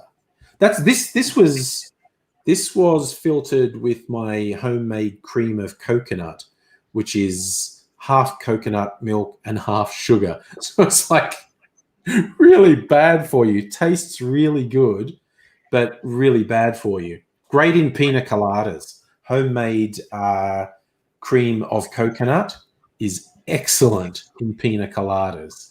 So thoroughly recommend it. L3, yes, a lot. I don't think many people like soy milk in coffee. Tea, maybe. Oh, no, some people get soy lattes, don't they? Yeah, Oh, yeah. good. It's nutty. It's a different taste. Yeah, well, I did the filtering process with almond milk, just as a test to see if it worked. And I thought, oh, if it's going to be almond milk, I'll get a recipe that has a nut liqueur in it anyway, because I've got like my macadamia nut liqueur, and I made it and filtered it, and it tasted great. Like, I don't know if it's my imagination, but I felt like filtering it with almond milk really brought the macadamia flavor to the forward. It was really nice, and it functionally worked, which was the first hurdle. But then it tasted good, which was the second hurdle. I was really glad of that. What else would you put macadamia? Because that sounds delicious, macadamia liqueur on its own. But what else would you put it with? Chocolate, I suppose. Yeah. So this is it. It's just called Mac. It's made in Cape Byron in New South Wales. The two, well, yeah, they just say drink it over ice with a squeeze of lime. I reckon it'd go great on ice cream. Actually, just pour some of this on ice cream. I reckon that would be great. And they also have an espresso martini, which is Mac, espresso coffee, vodka, and sugar syrup. So that's like a nutty espresso martini. But there's lots of, because the Europeans have almond liqueurs like amaretto, and there's a couple of European almond liqueurs. If you find any recipe that has those, a funny taste. Yeah, just swap it out. Yeah, amaretto tastes like what's the stuff you put on cakes? The almond marzipan. Yeah, amaretto tastes like marzipan. Yeah. So you can make good dessert drinks with it because it already tastes like marzipan. Every time I think of marzipan, I think of Malcolm fucking Tucker going on about as useful as a marzipan dildo. Yeah. I'm just talking about how else to have it. I'm actually looking on the website that sells it. Is it super expensive? Because I want some, but yeah, well, it's like the default price is like $65 for that, so it's not cheap. Okay. Well, no, that's, it's not over 100. So no. And that's a reasonably sized bottle. So. Yeah, that's a 700 ml bottle. It's not a small bottle. So, yeah, as a splurge. But yeah, on their websites, so they have simple cocktails with Mac. What they got? A Byron Fling, a Mac and passion fruit puree, sparkling wine and soda water. But that's a real summer drink, isn't it? Macadamia and passion fruit and sparkling wine. That's a real summer drink. A stay-at-home spritz is Mac and bitters and ginger beer. So they're basically saying Mac with something with bubbles is good. They've got it with sparkling wine with ginger beer. A Troppo Mac is what did it fucking do to me? Is yes, it should be tropical. Mac and coconut water. Yeah, Mac and coconut water. That actually sounds good. Have you ever been to the big macadamia? I didn't know there was a big macadamia. There is. I know we have lots of big things, but I didn't know about the macadamia. It's at Coffs Harbour, just outside Coffs Harbour. Yeah. They even had a little. They had a little. Look, this was 30 years ago, but because I was still in school. But they had this little train of little macadamia nuts that you sat in and went. And yeah, okay. Like they were trying to make up a theme park, but they didn't quite have the money. Didn't quite get there. See, Kirsten's a Mac fan. Made in Australia, organically, sustainably harvested ingredients. Definitely worth it. That's another thing. A lot of the Australian distillers go to great trouble to use local and sustainable products. That's good. Whether it's the grain or whether it's the botanicals that are in gins and whatnot, the grain that's in whiskey. So a lot of the Australian distillers are very good on that front. So more ways to have. Oh, this one they call a Mac and Roni. So it's got mac, coffee, vermouth. I get it. It's a Negroni, but instead of gin, no, on top of the normal Negroni ingredients, you put some mac in. There you go. Or a mac tiki. See, this is my tiki style one. Mac, pineapple, apple juice, rum, lime juice. See, that's going to be a good drink. That's going to be a good drink. I might have to try that one on tomorrow night, maybe. Yeah, and their version of an espresso martini, macaroni. What's that? Gin and another Negroni variation. Gin, mac, and Campari. A mac sour. So that's mac, lemon juice, aquafaba or egg white. All right, so it's just like a normal sour. Like my favorite is a whiskey sour. They're just putting mac instead of the whiskey. And then they've got the more difficult ones they call Tom Cruise level. Cruise level. Yeah. 30 mils of popcorn-infused spiced rum. That's an idea and a half. So spiced rum, mac, lemon juice, sugar syrup, or a winter warmer. Here's what you want, a winter warmer. Mac, rum, and white hot chocolate. Ooh, okay. Yeah. So they're basically saying make a white hot chocolate and put 45 mils of mac and 15 mils of rum in there. That's a mac hot toddy, basically. Ooh, that actually sounds pretty good. That sounds pretty good. Or that sounds good. Gin, mac, Amaro, coffee liqueur. Oh yeah. Oh, I tell you, the winter warmer is like the mac hot toddy. I'm liking the sound of that, honestly. See, Sarah seems really into it as well. She's saying, Hi, Sarah. There's a link there that you can click on, and you can and you'll end up in here. Yeah. Wow, this is like I might have actually put too much milk in there because it's created a huge amount of curds, which is why the filtering has slowed down to a drip at a time.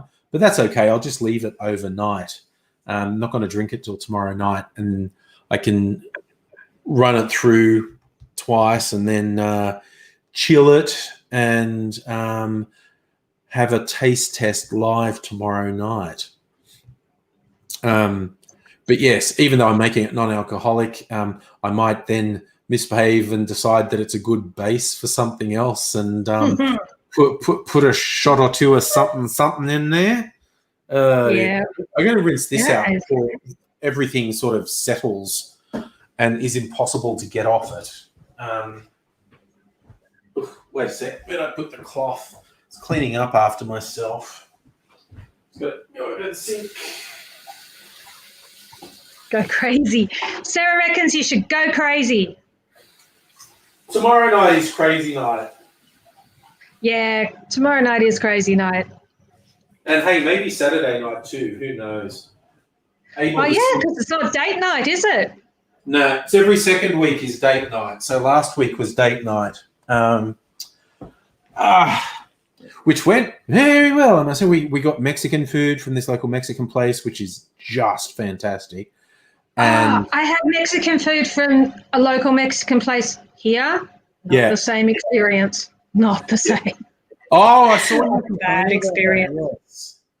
Yeah, no, this one's actually called Mexico City. I think they have two outlets. One's just across from me in Elstonwick, not far away.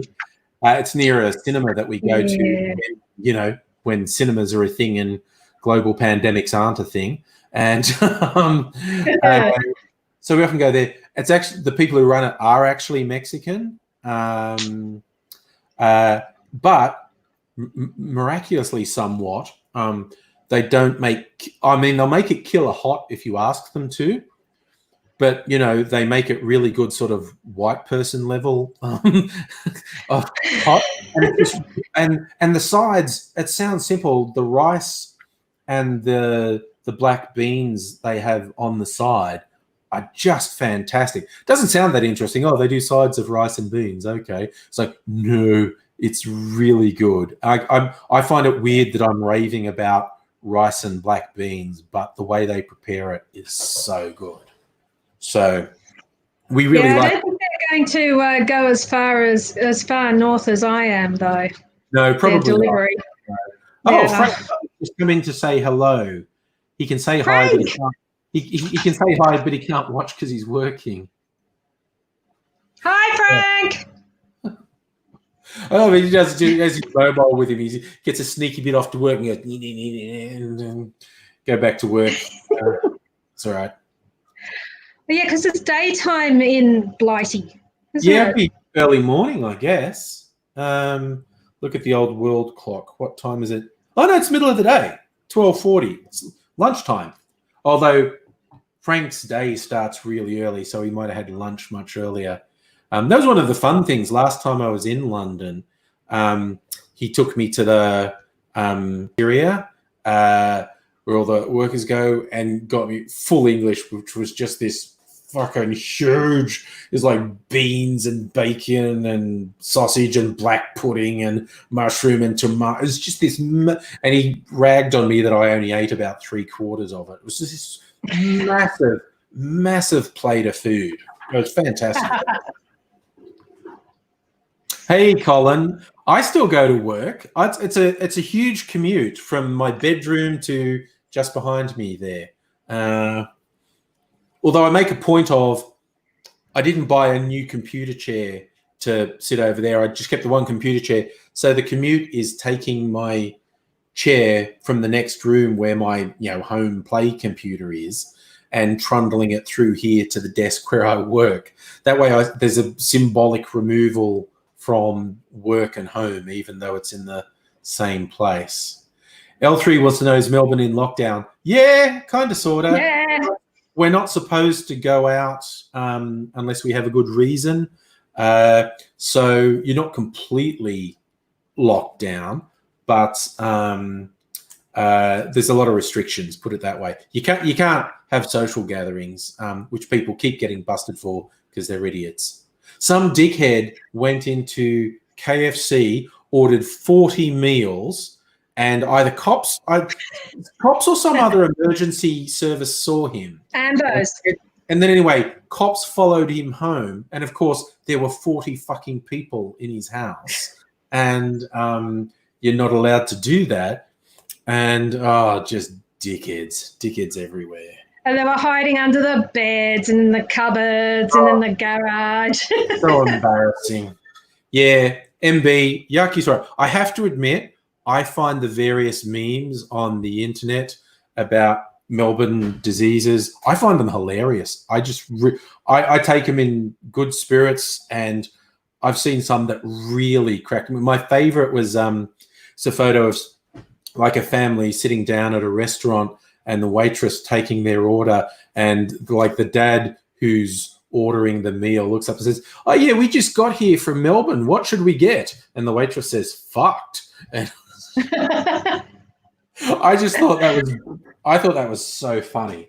And like we had some little dingus roll in here, I don't know, last week or something. I think he thought he was going to upset me by saying stuff about Melbourne disease. And I just laughed and went, yeah, pretty much.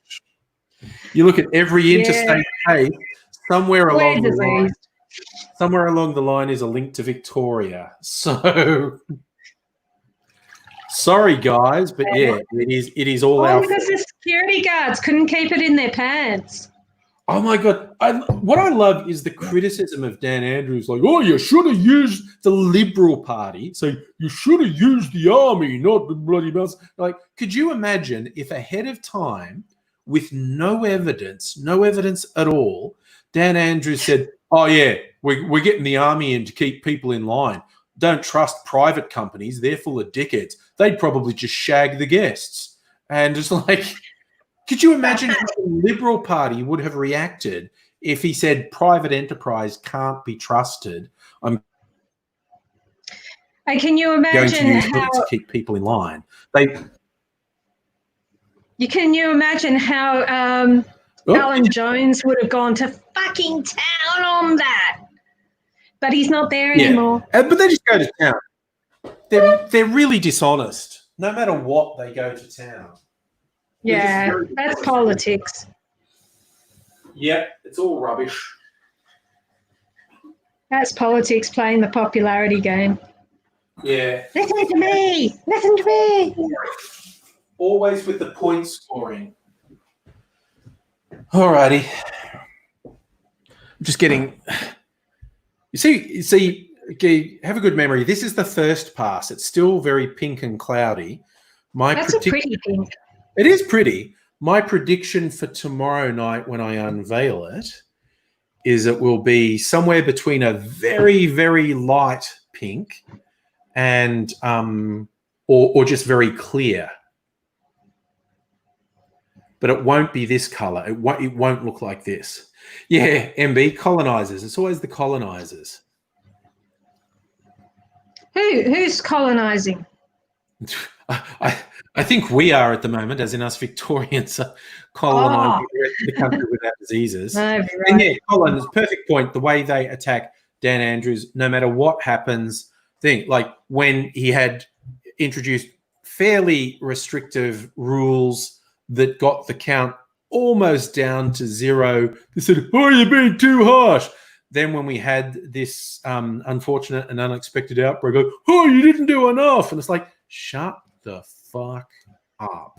It's just like, I think, yeah, the last pre-recorded video I made, I was just saying shut the fuck up to the people who were protesting saying coronavirus isn't real, it's 5G, brain chips, they're controlling us all. Because I was sick of them. I think I might do a shut the fuck up just at the politicians. Did you see that, like, a guy went nuts in America and, like, stabbed an old fella for not letting him into a shop? And then he went at the cops, and the cops, of course, went at him, and he's dead now. Yeah, well, there you go. All over a mask. Yeah, no. And it's not a guy went crazy in America. Every day there's stories of someone just being a complete whack job because it's, how dare you tell me to wear a mask? He's going, well, we're all trying not to die if it's the same to you. So, damn. Yeah. It's like masks have turned into guns or something. You got to, if you wear a mask, they're going to come and take your gun. I don't know. There does seem to be some kind of temperamental connection there. Yeah. It's the guys who don't want to give up their guns, who don't want to put on a mask. If Trump hadn't been such a dickhead and just denied the reality of it, he not only could have helped, he could have made a fortune. If he had red Make America Great Again masks selling on his website, he would have sold literally millions of them, helped people, and made a shit ton of money. But he's just like a fuckwit. He's such a fuckwit. He's self-destructive. Yeah. No, it's all too much. I'm giving up on humans, basically. Just give up on those big, blonde, blobby politician types. Just give up on those guys. Good description of both Boris and Trump. But yeah, it's so weird that they both exist at the same time. But I know, it's terrifying. They've both got huge economies to run, and they're just fat-assing around, really. Yeah. I mean, okay, and you would remember, like, the Cold War, thinking we were going to die in a nuclear war and whatnot. And that kind of went away. The millennials and certainly the Zoomers never understood that. Like, going through your teenage years, the boomers understand it because they went through it. But the millennials and the Zoomers don't understand growing up thinking you're going to die. Like, I seriously thought, oh, if I make it to 30, I'll be happy. If something terrible doesn't happen before I get to 30, I'll be happy. Now, of course, they have the existential doom of climate change and now a fucking global pandemic. But that's the thing. There was this lull where there was no massive existential threat. And the 90s. The 90s. It was But now, now we're back to existential threats. Fucking climate change, bushfires, flooding, and fucking global pandemics. It's like, whoa, Yeah, well, in the 90s, we thought that we'd get it under control, get the climate thing under control. You know, we were doing stuff, we were recycling. It was just the beginning, we thought, you know, that we would build on this, but it didn't happen. yeah. And then I remember thinking around about, I don't know, probably 2005, thinking, what happened? We were supposed to be further than this by now. You know, realizing that I'd reached to the future, and that was 15 years ago. Yeah. No, it was just bad. Oh, MB, if I didn't make it clear why I thought I was going to die, nuclear war. I was pretty convinced after 20-some years of really quite terrifying Cold War brinksmanship. Because we had, okay, you're right about Trump now. When Ronald Reagan and Margaret Thatcher were running the two most powerful Western governments, that was scary because they were both just so gung-ho. We just thought, this is it. They're going to kill us. They're going to start a nuclear war and kill us. And hey, how's it going, buddy? How are you doing? Oh, God, MB, the life expectancy of Aboriginal people is one of the biggest sources of shame in this country. And again, it did my head in when the health advisories for COVID came out, to actually be the person who had to go on TV and say, okay, well, we know who's the most at risk, da-da-da. So people over 70 need to be careful and isolate completely on Indigenous people over 50. And it's like, oh my fucking God, you just had to say that. Like the health outcomes for 50-year-old Indigenous people are the same as health outcomes for 70-year-old non-Indigenous people. It's like, that is just the worst. There's a massive gap and nobody's closed it. No, not there. Oh, yeah. Aussie Gun Bunny, join the stream, brother. I'll make it easy for you. I'll post the link again. Safar Gorbachev. Yeah, well, Gorbachev was the one who opened up the Soviet Union and formed the eventual détente with the West. Gorbachev essentially oversaw the dismantling of the Cold War. But yeah. So MB, your mum's 69 and they wouldn't let her retire. Yeah. And the lack of respect sucks. I have to admit, on a slightly lighter note, one of my favorite music performers is the Indigenous rapper Briggs. He's also extremely funny. Like he's usually on Charlie Pickering's show. And Aussie Gun Bunny, down in a drink. I can see you, man. Wait a sec. I'll do this so we can see each other better. There we go. Just mute the YouTube stream. There we go. Hello. Yeah. Hello. Sorry, I was just going to say the appalling health gap between Indigenous and non-Indigenous Australians. Briggs actually made a really dark joke of it in a song he released last year called Life is Incredible, which was one of my favorite songs last year. But the clip was hilarious because Briggs and all his friends were in an old people's home. And the joke was, well, I'm over 30 now, so given life expectancy, I should be able to retire. And then it's like during the song, progressively, like all his friends were dropping dead. So he was dealing with a very grim issue, but with his characteristic sense of humor, which I really enjoyed. Yeah, life is incredible. And then there's because he had some white English pop star singing the chorus, which is really funky. Just, this is a miracle. Yeah, life is incredible. And then the last chorus is the guy just starts singing, being white is incredible. Oh my God. He's just like, Briggs just loves poking. It's funny, but should I be laughing? I don't know. No, it was a joke. It was very funny. But I just thought when you bring someone in and say, dude, I want you to sing this lyric where you just, I'm trying to get a message about Indigenous health issues, and I want you to just sing "Being White is Incredible." And you imagine the guy going, "What?"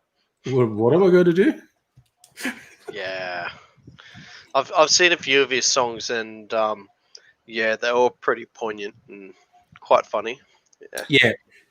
Oh, and you ever see like the stuff he did on Black Comedy for the ABC, the stuff he's done on Charlie Pickering's show? He's bloody funny.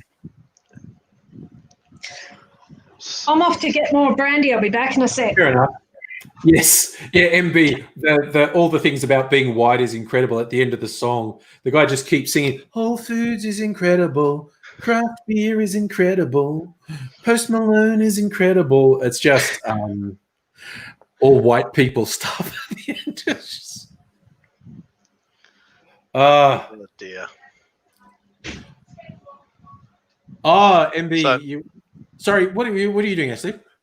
Oh, not a lot, mate. I'm on holidays at the moment, so Oh, nice. yes. So I've been doing not a whole lot. I've been trying to do as little amount of work as possible. Excellent stuff. Well, look, I'm going to give everyone a sneak preview. No, I'm going to spill it. I'm not going to do. I don't know if you saw me talking about this at all, Aussie Gun Bunny. I'm making a non-alcoholic clarified drink. You know what I've always been doing with the spirits? This one's just tea and fruit juices, and I'm putting it through the milk clarification just as an experiment. Because among other people, MB is hashtag Team Sober, and so I'm trying to say yes, how to make interesting non-alcoholic drinks. So if this works, I'm going to do a video. But it was a fruit tea, which is why it's a very pinky red color, and it's starting. It's going through the filter, and I'm going to do it again. It's still kind of this pink color, but it's very clear. Like this is very cloudy. Look, I'll try. I'm just so paranoid I'm going to make a mess. It's like, you see how clear that is? It's still got a really nice rose pink color, but it's really clear. And I'll probably, after this all goes through, I'll probably filter it one more time, which might keep that color. It might take some of the color out, but I want it to have like no particles, no sediment. So it's a really nice looking drink. Might even, I'll put it in one of my big fancy glasses, and I'll get some berries from the supermarket and drop it in, and I'll look super fucking sophisticated.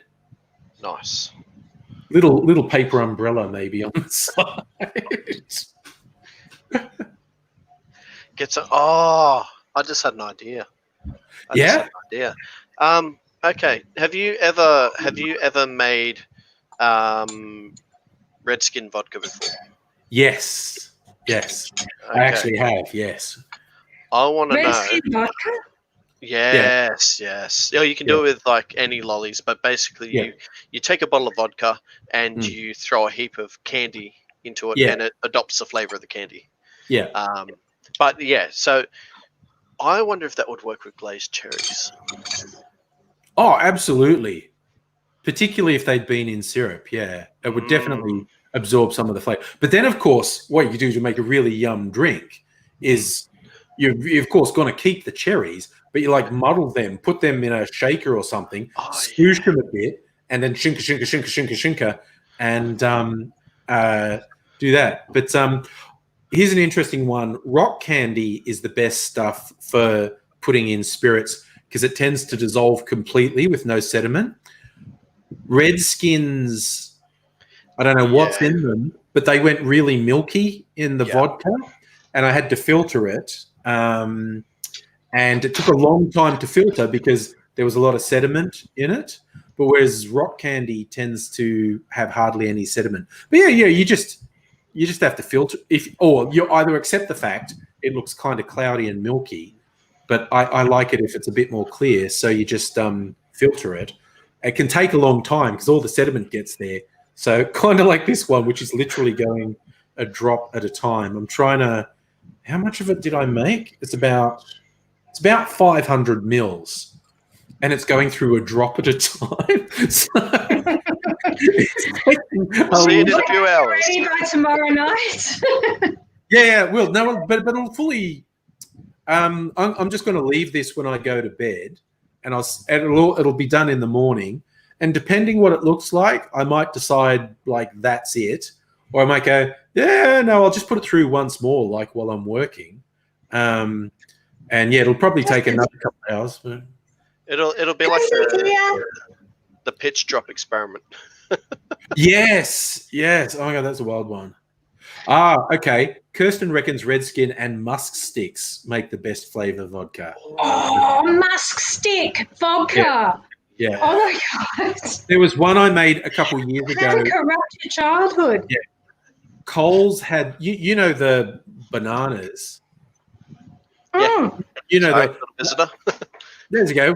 That happens. The bananas. Coles had these ones. I don't think they have them anymore. They were there for a while, but they were these salted caramel banana lollies, and I did them in vodka. Oh my god, that was good. That was really good. And talking about the cherry, Kirsten says, yeah, there are several gin distilleries that make cherry gin. So they macerate the gin in cherries, and absolutely cherry flavor gets into it. So yeah. I wonder with the glazed cherries if they would be a bit like the worm in tequila, if they'd start absorbing some of the alcohol. Yeah. After a while. Well, that's this is an almost empty thing of mezcal that has 2 worms in it that have just been this is like 2 years old. These worms have just been absorbing. I keep threatening to make AIDSy eat them. I'm not. I have very fond memories of back in 2000 when I was at HMAS Service, which isn't too far away from you.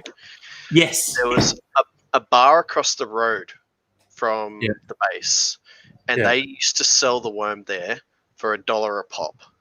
And oh my god. You'd almost get blackout drunk eating these things. Yeah, because they've absorbed all the alcohol. Yeah. So why do they put the worm in? I remember being told when I was 20 and I forgot.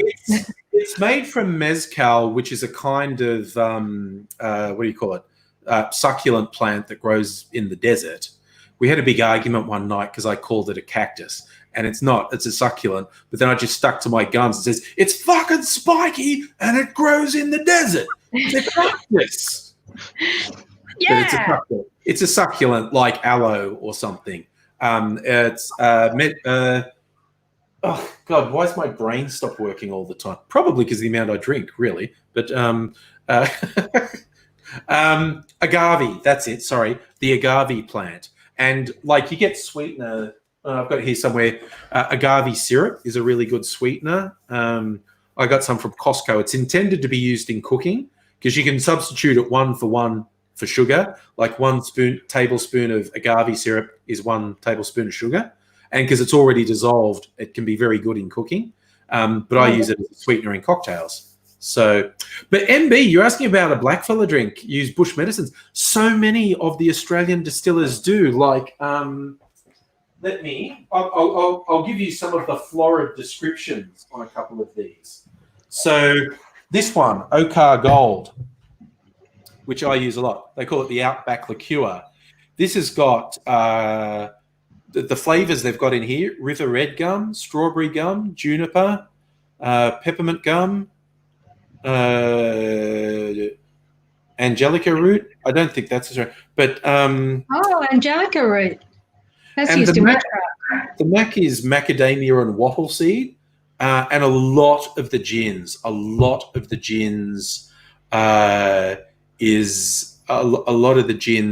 flavored with native Australian botanicals. So the flavor is really unique to Australia.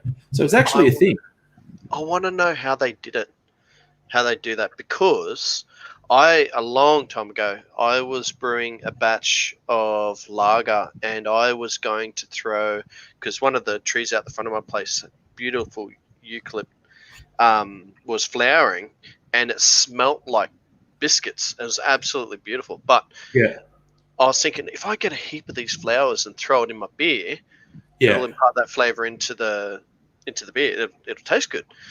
And there's a website forum that I used to be on, and I jumped on there. I said, "Hey guys, what do you think about this? Do you think this would work?" And they said, "Well, it's a good idea, but eucalyptus is a known disinfectant. It's going to kill off the yeast." Ah. So how? Yeah, I've been wanting to know how they do that. How they Yeah. get the flavor of the eucalypt in there without killing. Well, see, with spirits, because you wouldn't necessarily put things like eucalypt in when you're trying to distill it. After the distillation, you've got your base spirit, which And often then at the start of the process is 70, 80, even 90% alcohol. And then the phrase is macerate, but it's like you're making tea. You're putting stuff in like you're making tea, and it absorbs the flavors, and they distill it down and bring the alcohol content down. And I just get back.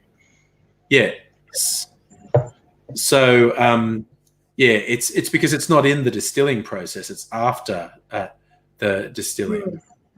So yeah, Charlie, that's a good point to attempt it with beer, Charlie. We'll bring that up to Aussie Gun Bunny when he comes back. Maybe after primary fermentation, you could actually instill some flavor in there. Holy, okay. I do apologise. That's okay. Charlie had an interesting thought. If you waited till after primary fermentation, you might be able to absorb some of the flavors in your beer then. Oh, yeah. Okay. That might work. Because obviously, I mean, with a spirit, you could get away with it because you're putting the flowers in after the yeast has already done its job, so it doesn't matter if it kills the yeast at that point. Yeah. Yeah, but if when you're going into your secondary, that probably actually work.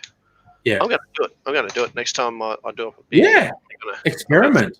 Yeah. I love a little bit of trivia from Kirsten. We've been told there are 22,000 different distillable botanicals in Australia. In Europe, there are 1,300. So this is why we need to talk to our first Australian brethren and sistren and say, "What's good, bud? What's good?" And try not to burn it all. Yeah, exactly. You know? I was just looking up about the worm as well because I was like, I wonder why it actually why they did it. Yeah. And apparently, just like most things, it was a happy accident. Yeah. Apparently, a guy was making that. Apparently, not tequila. It's mezcal or whatever they. Mezcal. Yeah. Accidentally discovered a moth larvae in there, and he thought that it improved the taste of it. So he's like, "Oh well, I'm just gonna keep adding them." Yeah, why not? Why not? Now I think people do it on purpose. It's it's a special thing. You get the mezcal worms in the agave worms in your mezcal. And I have actually seen mezcal with scorpions in it. So, that's if you're feeling adventurous, you can chomp on a scorpion at the end of the bottle. But Yeah, see, I could handle a worm because you just throw it back and swallow it straight away. Don't even think about it. When you're already drunk enough, I just like it. Yeah. Oh, a little bit more trivia from Kirsten for putting the botanicals in gin is usually vapor infusion, which happens at the last stage. And eucalyptus doesn't distill well. There you go. Oh, okay. Yep, got it. MB. Oh, there's the puppy. MB with the dark energy says some medicines, bush medicines, if boiled too much, can turn into poison, could kill off some people. Say, nah, it's good. It's blackfellow medicine. Have some.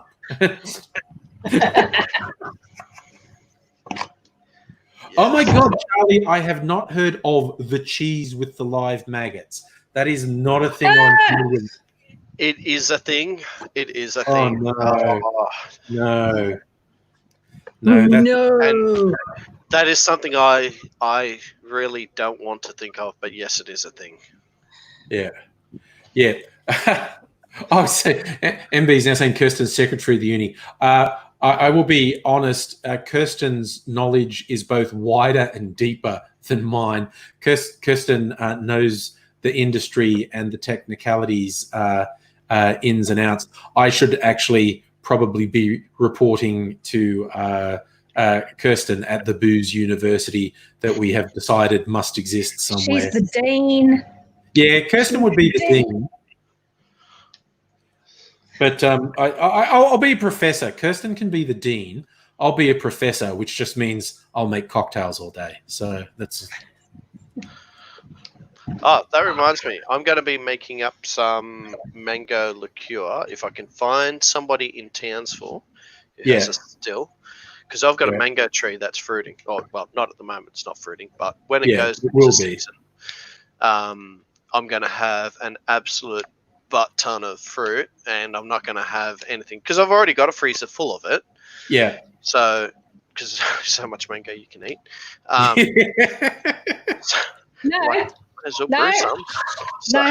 there's no such thing as too much mango. No. You only say that because you don't have a tree, Nettie. All right. Yes. Well, I'm not likely to get one down in Melbourne, am I? Yeah. That would be good. A mango liqueur would be poor. Because again, there are some really good fruit liqueurs being made in Australia. I've been very tempted to get. I can think of two distillers that make a lime liqueur, which I really like the sound of. Very tempted to get one of them. But a mango liqueur. Oh, that would be good. Could you imagine doing lemon, lime, and bitter shots with lemon and lime liqueur with a bit of bitters in it? Oh, God damn it. Now I want to do that. Limoncello, a lime liqueur, and bitters. Oh my God, I'm fucking doing that. I've got a little bit of limoncello because I bought some and I hardly ever use it. But